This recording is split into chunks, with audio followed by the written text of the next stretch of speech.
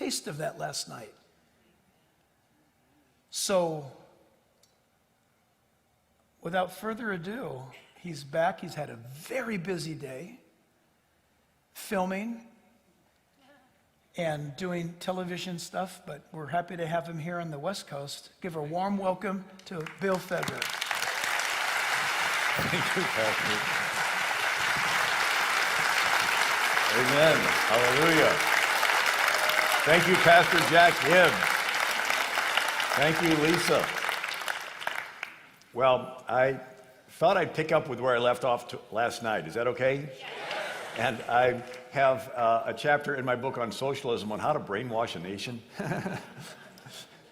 So let's just jump in. In the 1800s, marketing was Wells Fargo wagon and Sears catalog. And they would list every single feature about an item that they're selling, like a sewing machine. And then the early 1900s came along, and they began to sell things through magazines and not let people know about the product. And the classic is Crisco. Nobody knew what was in Crisco. And yet they had these slick magazine advertisements of happy families with really nice looking food, and it made it look like everybody's using it. And they even made up a term, vegetable-based. Nobody knew what vegetable-based was, but yet it was so effective, it put out of business the lard industry. Right? They used to render fat from animals that then used it to make soap and so forth. And so, do you know what's in Crisco? Cottonseed oil. So in the South, they would grow cotton, and then they would have these seeds that they wouldn't use, and they just pile them up, mountains of these things. And they would smash them into this black, mucky oil that they would use in machinery in factories. Nobody ate that stuff. And somebody had the idea of boiling it and bleaching it and putting it in cans and selling it with a nice ad campaign. And we've all eaten it. But it was a phenomenon. Instead of people knowing everything about a sewing machine, they know nothing about it, but it looks like everybody's using it.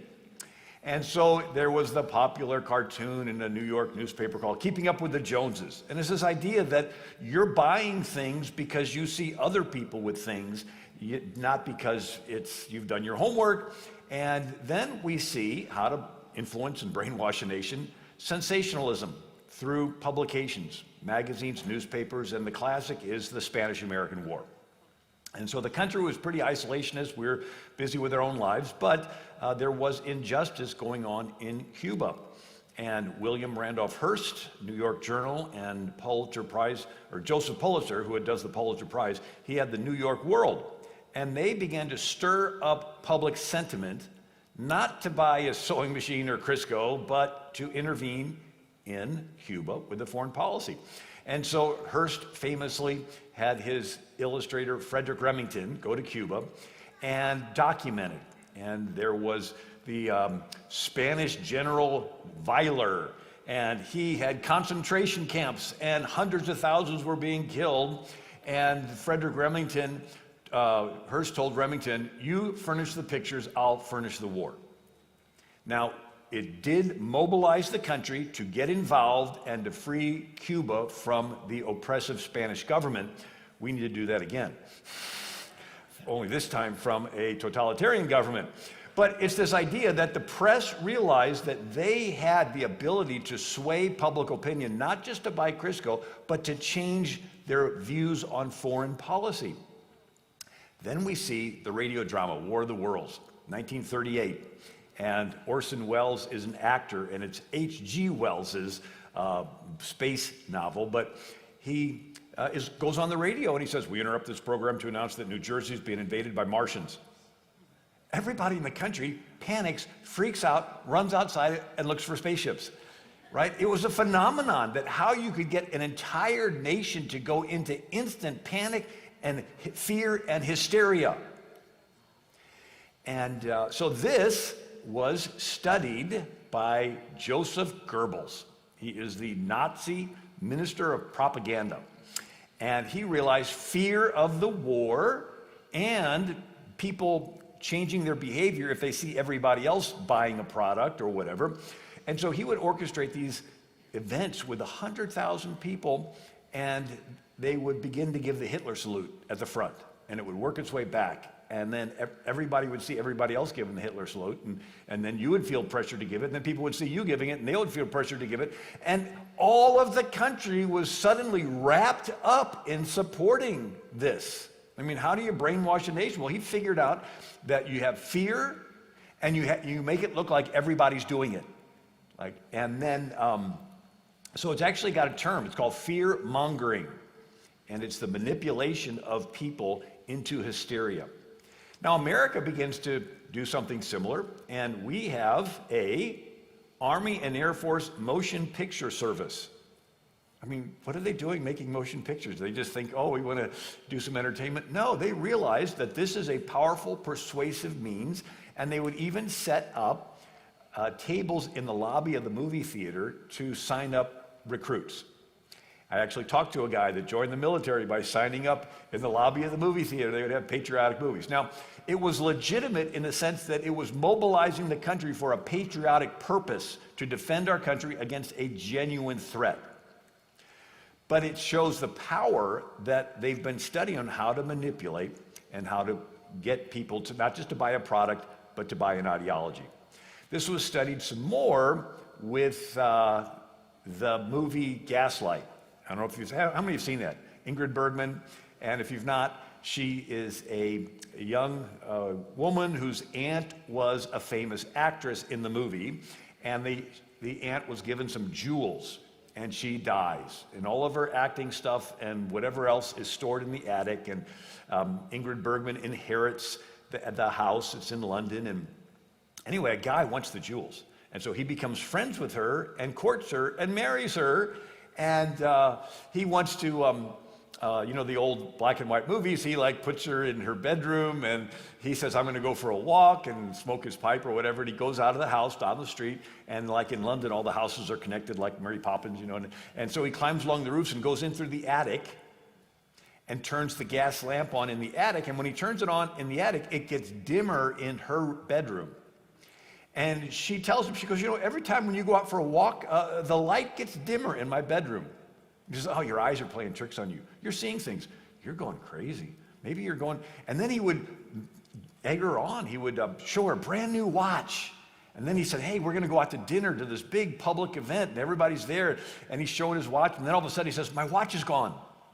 And everybody's looking around for it, and then he reaches in her purse in front of everybody and pulls it out and says, oh, you took it, but it's not your fault. You're a kleptomaniac, and you didn't know what you were doing. You're just going, and he was convincing her that she is crazy. And he's about to sign her into an insane asylum. Then he can go in the attic and dig around all he wants for the jewels until the hero of the movie sees the guy go down the street and saw his light go on in the attic, and it goes dimmer in the bedroom, and he breaks the story, and he gets drug away. But it's this concept that went into our vernacular, gaslighting. How you manipulate a person, but now we're taking it to a national level. How do you manipulate the perception for an entire nation? Now, it actually goes back to ancient Greece. And now the most common form of government in world history is kings, Pharaoh, Caesar, Kaiser, Sultan, Tsar. And if you have an agenda, how do you pitch your agenda to the king, right? So in China, the emperors had 2,000 concubines, and they had the Mandarin eunuchs, and you would have to bribe the mandarins to arrange for you to get a meeting with the emperor so you could pitch your agenda. Well, in Athens, they didn't have an emperor or a king. It was the people who were in charge. And if you have an agenda, how do you pitch your agenda to an entire city? That's when they invented theater. They'd get the whole city in a big outdoor amphitheater, and they would put on plays, comedies, satires, tragedies, where they would ridicule and buffoon some points of view and honor and extol other points of view. And if you've ever read, Greek, Aristophanes, who wrote comedies, they would ridicule politicians by name. Sort of like, Saturday Night Live, where they'd make somebody act like the politician and make fun of them. And people would leave the theater saying, I don't want to be like that poor guy that was made fun of, and they start backing away from him. And then they portray somebody else or other views as noble and, upright, and people leave the theater saying, oh, I want to be like that. And from that time till now, theater is always political in a country where it's the people who are in charge. mean, somebody's paying for all that stuff to be on there, and they're pushing, somebody's writing the script, somebody's hiring the people that write the scripts, right? And so you think of your favorite sitcom or movie, and there is a character that you like, you identify with. They're cute, they're funny, they're the hero. And as this series goes on, this character begins to make morally compromising decisions. Little lust, little cheating, little lying, little revenge, and you find yourself apologizing for him, saying, yeah, I know James Bond is with a woman he's not married to, but he's about to save the world. So can we get on with the story? And it minimizes something that used to be really important, right? Marital fidelity. It's sort of, oh, that's not that important. And then they will call people, portray people who hold to old traditional values. Make them look like simpletons and bumpkins and backwards and idiots, and you turn the show off like, man, that guy did look a little bit, he was like too strict, and he was too, and the other person, you know, he was cool. As a matter of fact, I'm gonna go out and buy the tennis shoes that he wore. I'm gonna wear the cologne that this, you know, this actress was. You wanna emulate those, and so from that time till now, theater, media is a way to manipulate the public. So if you have an agenda, you want to begin to portray it positively, and then those that you don't like, you begin to portray them negatively, and you're moving the population in your political direction the same way that the Greeks did. So it's sort of a gaslighting type thing. Now this was studied. We are all familiar with the psychological operations called PSYOPs during World Wars I and II, and after that, where our army would drop pamphlets in the other nation's language that would say things like, oh, your side is already lost, and your general just hasn't told you yet, but you're really just fighting futile, and you just go ahead and give up, and it would mess with their minds. But they did the same thing to us. And so the famous is Tokyo Rose. She had a really sort of seductive voice, and she'd be on the radio in English, and she'd be telling all the Americans, like, oh, you're terrible, and you're, you know, and so forth. So this has been studied, how you manipulate. And so it actually is a Sun Tzu's Art of War, 5th century BC in China. And generals would fight. And Sun Tzu said, the best general is the one who can get his enemy to surrender without even fighting. Yeah. That you psych them out. You make them think that you're more powerful than you are. You make it look like your troops are everywhere. You mess with their minds, psych them out, and then they lose heart and they surrender. And so that's called the Sun Tzu's Art of War. But then there's something else called 5th generation warfare. And that's where you get your enemy to surrender without them even knowing that there was a war. And that's what we're experiencing right now. Right? So they get you to surrender, but you don't even know that you're in a war. I mean, that's like the ultimate. And so this wanting to influence this mental psyche, the view of a large population. Another step in it is the Cold War. And our country was busy with all of our lives, and the CIA director was Allen Dulles, and he realized that we needed to mobilize our country to fight communism, and so he had, it's called Operation Mockingbird, he had the CIA feed stories to all the top news agencies in America, and to get people, mobilized to the threat against, but he confessed to it. And so it's in Carl Bernstein, who was the famous Watergate Washington Post reporter. He wrote about it in a Rolling Stones interview in 1977, how the CIA is feeding stories to our press. And but we see articles recently of now it's gone online. And so it's not just your major newspapers and major TV. Here's one article, Facebook voter drive swayed election to Biden. Another is big tech's effort to sway the election revealed. Another NPR is in Twitter we trust. Can social media sway voters? So now we have big tech wanting to sway what people think. And so if we do a little connect the dots. In America, the country is controlled by laws. Laws are controlled by politicians. Politicians are controlled by voters. Voters are controlled by public opinion. You can't vote for what you don't know about, and the only thing you know is through, right? And public opinion is controlled by media, education, the church. The church helps form public opinion for those that go to church, and the internet. Now, why is the internet different than media? Because all the other ones now use the internet. It goes through the internet for churches to communicate and education and so forth.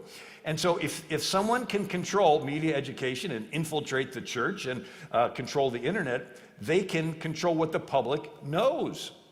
And they can control public opinion, and the public opinion influences the voters, and the voters vote for the politicians, and the politicians make the laws, and the laws control the country. Can you see it? Now, if I can figure it out, they can figure it out, right?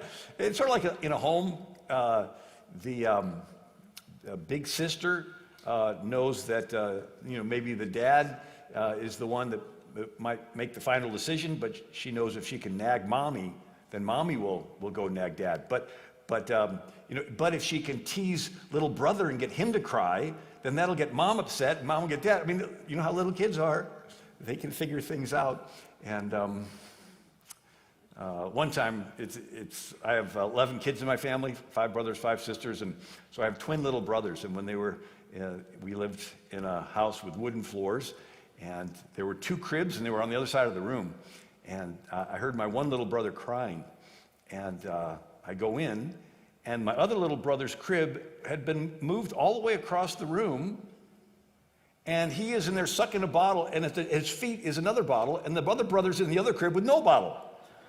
And he's like looking like what? He had scooted his crib all the way over, climbed over, took the bottle away from his brother, climbed back into his crib, and he's sucking them up. Little kids can figure that out, right? How to do things. And so here, people have figured out if you can control the internet and the education media and the church, you can control public opinion, which controls the voters, which controls politicians and laws, and controls the country. One of the people who is known for this is Antonio Gramsci. And he, at this time, realized that America cannot be defeated on the battlefield. We are invincible on the battlefield. So his idea was to rot us from within. So it's called the Long March Through the Institutions. It's sort of, if you've ever heard of the 7 Mountains of Influence, it's sort of the 7 Mountains of Influence in reverse. It's him saying, we have got to win all of these mountains. It's this long march through the institution and rot every one of them.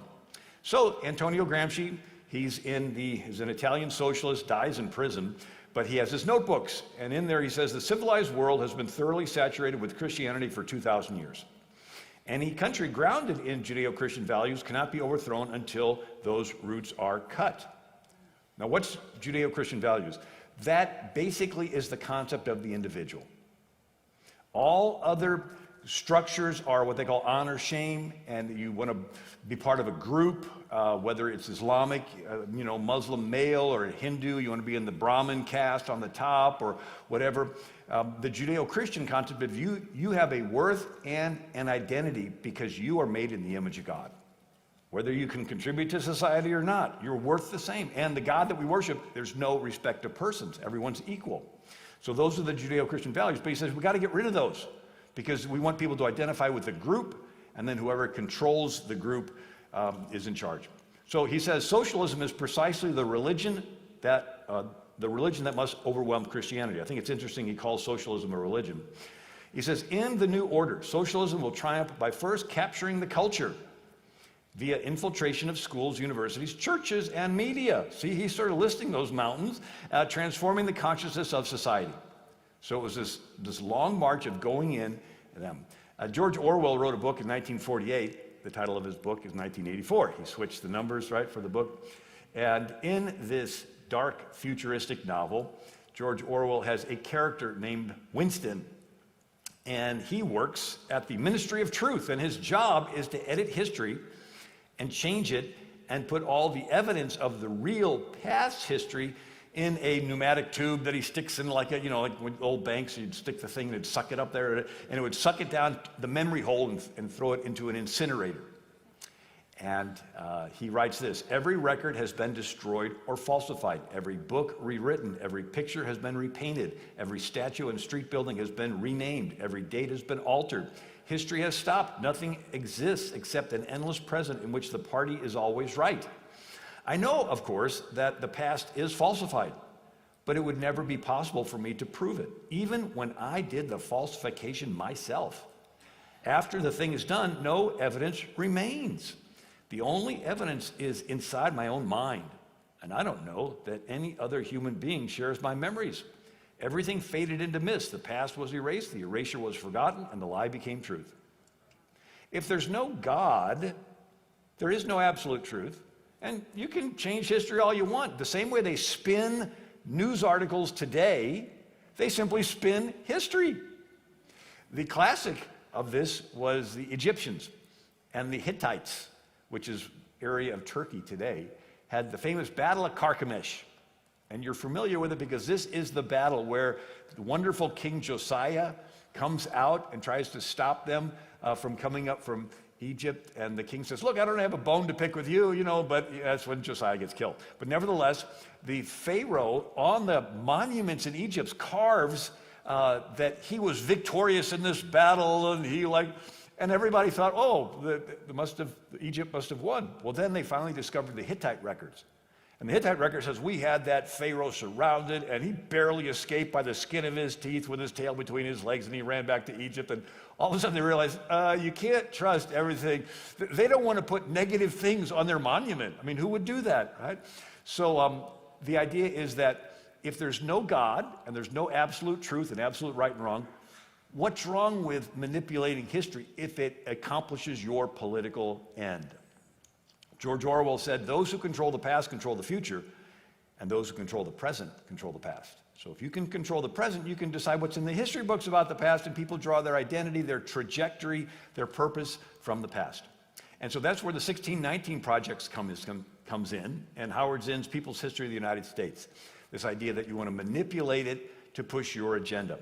Carl Sandburg, a poet, said, when a nation goes down, one condition may always be found. They forgot where they came from.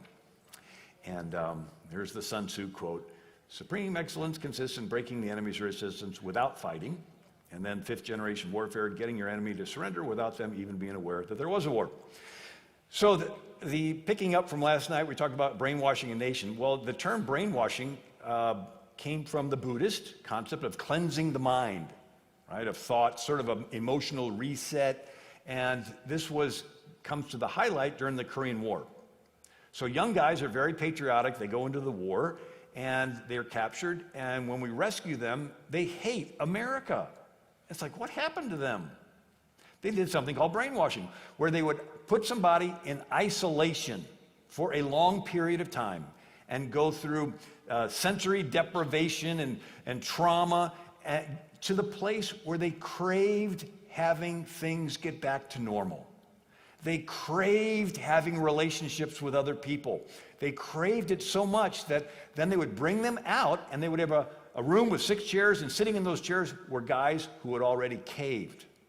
And before they could be accepted in the group, they had to confess their whiteness. They had to confess that they were part of the evil Western capitalist system, and they were fighting, and they were doing all this bad. And once they confessed all that, then they were accepted into this group of other guys. And so it was a manipulation of the strong desire that people have to fit in with the group, but doing it, it's sort of like if you have a dog that is very unruly and doesn't like you, and imagine locking it in a room for half a week with no light, no food, and this dog barks itself out.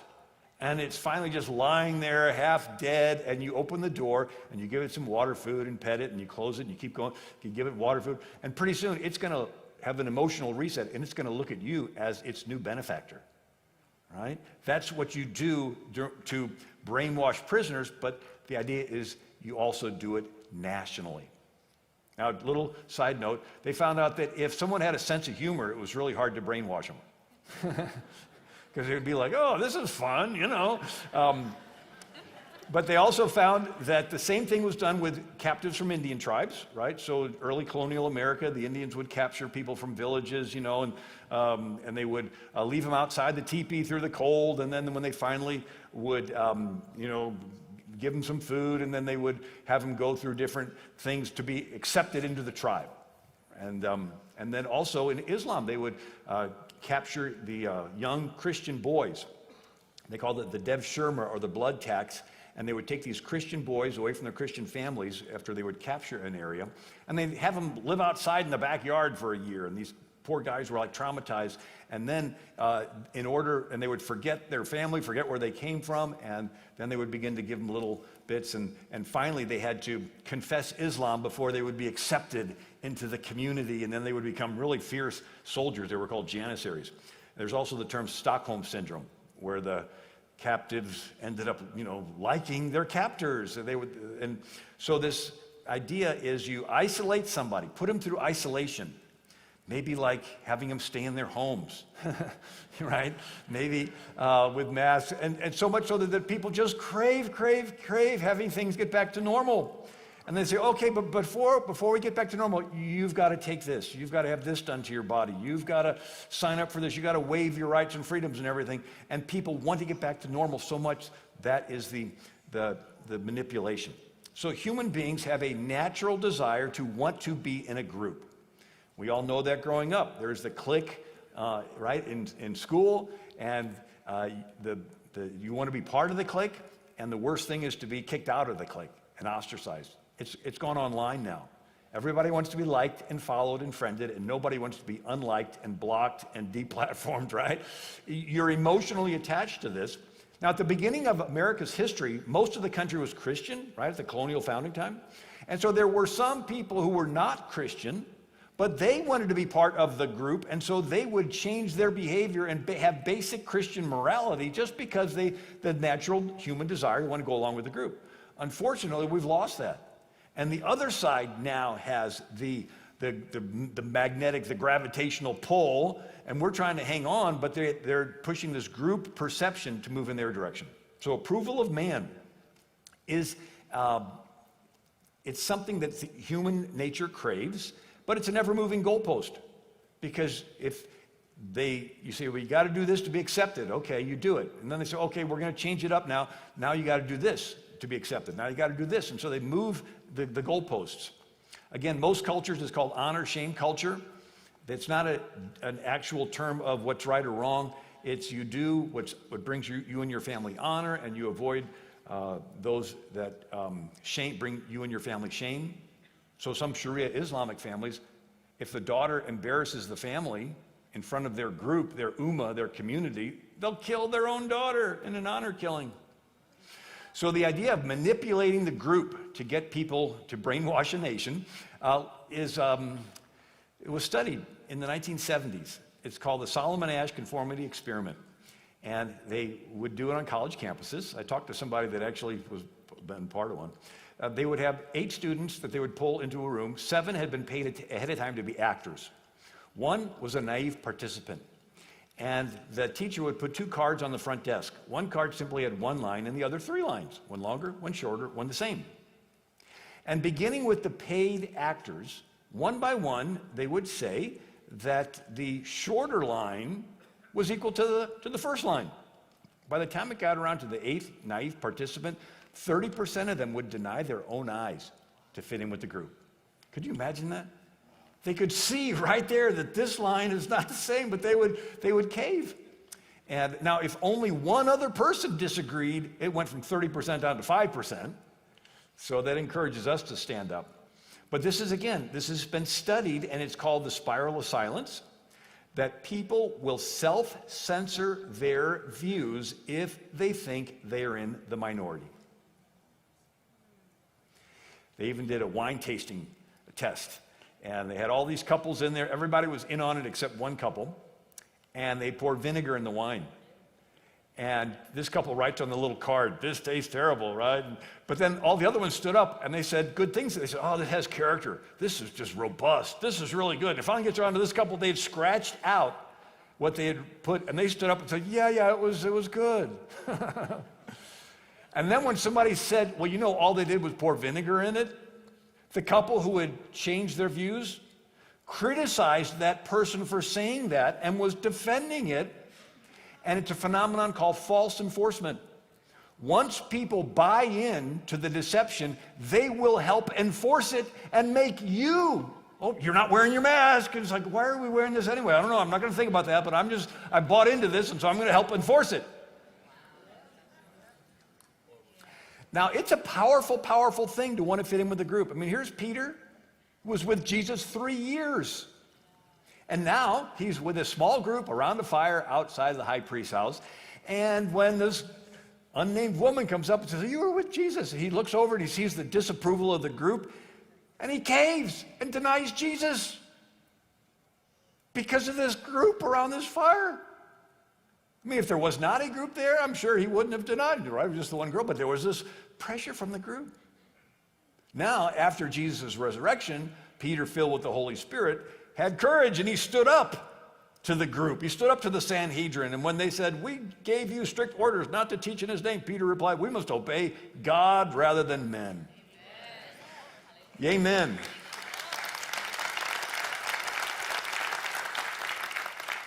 So if somebody's not a Christian, if they don't have the Holy Spirit, the pressure is great to cave. It's called the fear of man.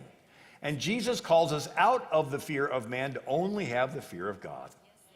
Right? He says, you got to love me more than being accepted by your mother, sister, brother, or any other group.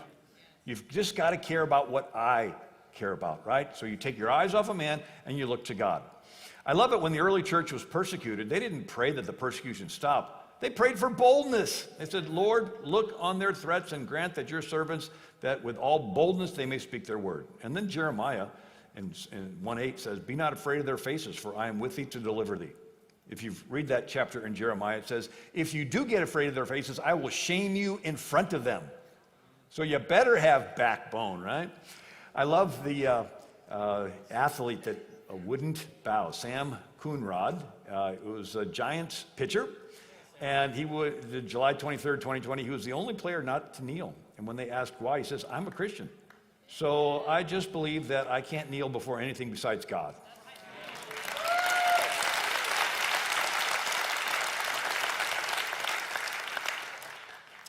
And Orlando Magic forward Jonathan Isaac was the lone player to stand during the national anthem. And he said, all lives are supported through the gospel. Everyone is made in the image of God, and we all share in his glory.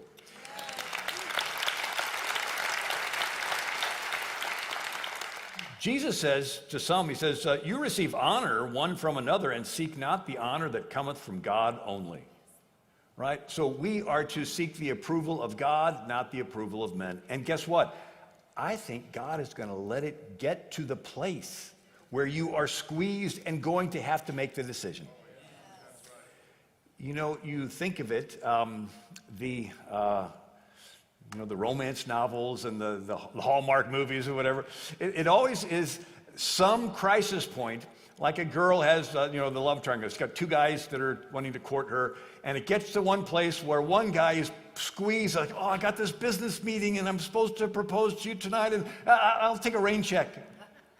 And the other guy will crawl across glass just to be with her for a minute, right? So there's this crisis point where somebody's heart is revealed. And I think God is wanting to do that with us, right? I mean, here's humanity, and he's letting us put to the place where we're being seen. You know, I was thinking of God knew Abraham's heart, but he wanted to see Abraham be willing to put his son Isaac on the altar. Imagine a guy, he's watching football on TV, and you come up to him and you say, hey, when was the last time you told your wife you love her? I can't remember, but she knows my heart. It's like, okay. When was the last time you did anything to show your wife you love her? I don't know, but she knows my heart. It's like, dude, we need to have a little talk here. It's like, oh, God knows my heart. Yes, he does know your heart, and he wants to hear some words out of your mouth, and he wants to see some action.